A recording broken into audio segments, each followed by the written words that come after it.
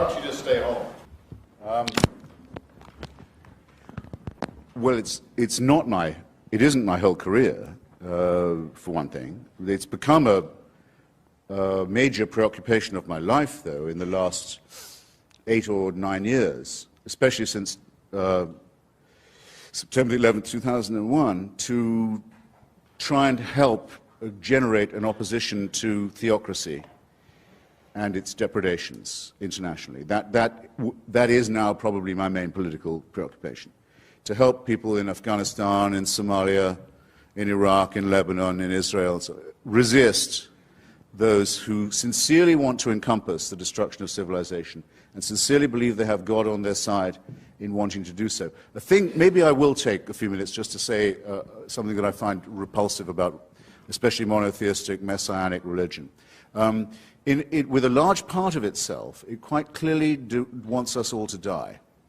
It wants this world to come to an end. You can tell the yearning for things to be over whenever you read any of its real texts or listen to any of its real, authentic spokesmen, not the sort of the pathetic apologists who sometimes masquerade for it. Those who talk, there was a famous spokesman for this in Virginia until recently, about the rapture, say that those of us who have chosen rightly will be gathered to the arms of Jesus, leaving all of the rest of you behind.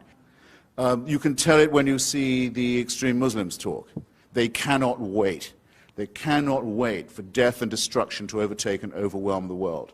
They can't wait for what I would call, without ambiguity, a final solution. When you look at the Israeli settlers, paid for often by American tax dollars, deciding that if they can steal enough land from other people and get all the Jews into the promised land and all the non-Jews out of it, then finally the Jewish people will be worthy of the return of the Messiah. And there are Christians in this country who consider it their job to help this happen so that Armageddon can occur, so that the painful business of living as humans and studying civilization and trying to acquire learning and knowledge and health and medicine and to push back can all be scrapped, and the cult of death can take over.